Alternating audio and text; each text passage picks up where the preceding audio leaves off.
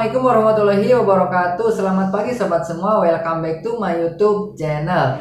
Salam sejahtera, semoga teman-teman selalu ada dalam kesehatan ya. Amin ya rabbal alamin.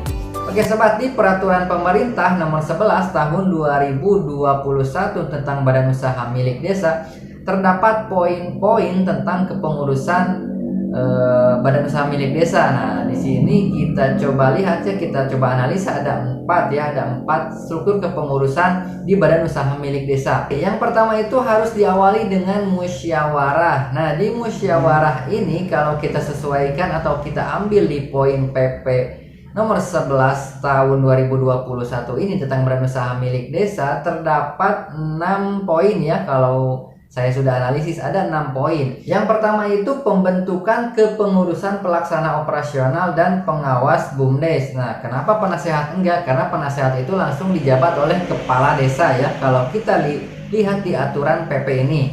Oke, yang kedua itu kerangka anggaran dasar rumah tangga BUMDes. Nah, di sini juga harus disepakati ya, di musyawarah itu ADART-nya BUMDes.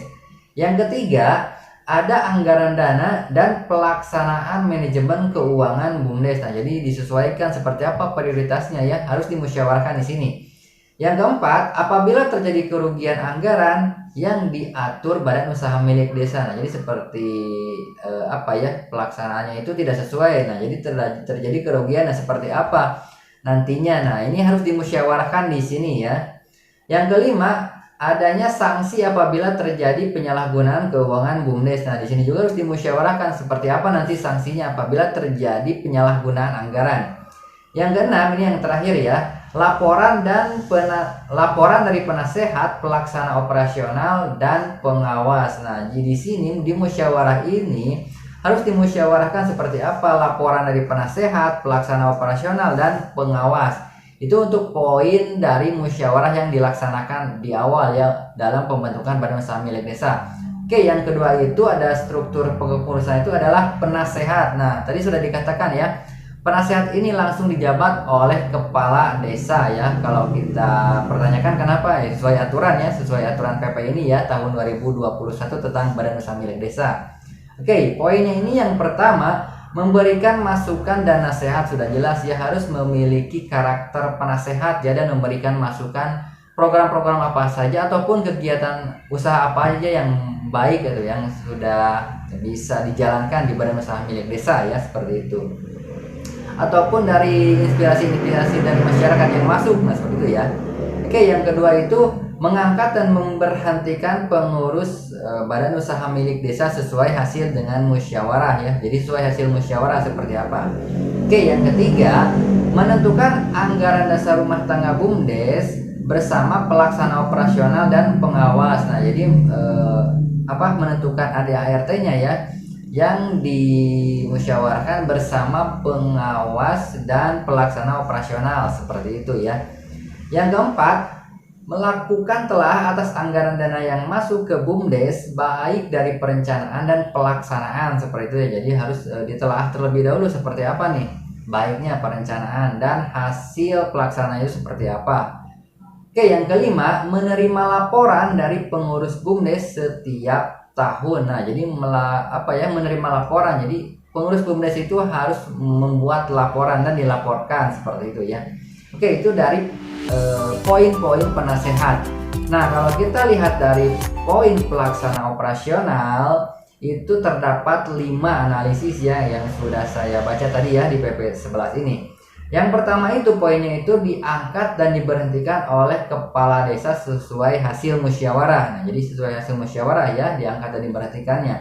Yang kedua, terdiri dari direktur dan anggota lainnya sesuai bidang apabila terdapat pelaksana operasional lebih dari 1. Nah, jadi kita ketahui ya, pelaksana operasional ini harus memiliki karakter ataupun jiwa kewirausahaan yang tinggi ya, karena melakukan pengelolaan keuangan ya, seperti itu ya. Dana yang dihasilkan dari pemerintahan desa ke BUMDes harus dikelola dan menghasilkan seperti itu ya. Oke.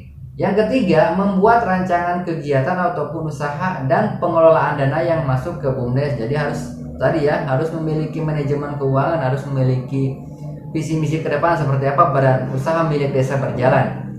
Oke, Yang keempat, membuat sistem pembagian hasil usaha. Nah, jadi apabila ada keuntungan dari hasil usaha, membuat sistemnya seperti apa, pembagian hasil usahanya seperti apa, bagi hasilnya seperti apa, seperti itu ya.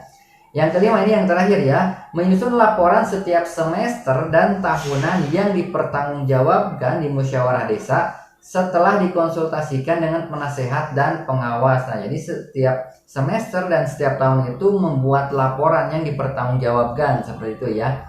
Kalau kita lihat di PP ini ya, PP 11 tahun 2021 tentang BUMDes. Oke, itu untuk poin pelaksana operasional. Nah, kita lihat ya untuk poin pengawas. Jadi kan ada 4 tadi. Ada musyawarah, yang kedua itu penasehat, yang ketiga pelaksana operasional, dan yang terakhir ini ya pengawas. Seperti apa poin-poin pentingnya? Oke, pengawas ini yang poin pertamanya itu melakukan pengawasan terhadap kinerja BUMDes. Sudah jelas ya tadi apa namanya juga jelas, pengawas, melakukan pengawasan terhadap kinerja BUMDes. Oke, yang kedua menyepakati anggaran dasar rumah tangga bersama BUMDes tentunya ya, bersama penasehat dan pelaksana operasional, seperti itu ya. Yang ketiga, memeriksa laporan pembukuan badan usaha milik desa secara keseluruhan ya. Jadi diperiksa terlebih dahulu atau melakukan pemeriksaan atau melakukan laporan pemeriksaan pembukuan, seperti itu ya. Dan mulai dari perencanaan sampai keuangan dan bidang-bidang lainnya, seperti itu ya. Oke, itu yang ketiga. Yang keempat ini melaporkan hasil pemeriksaan atau audit badan usaha milik desa kepada penasehat dan forum musyawarah. Nah, itu ada 4 poin ya untuk pengawas.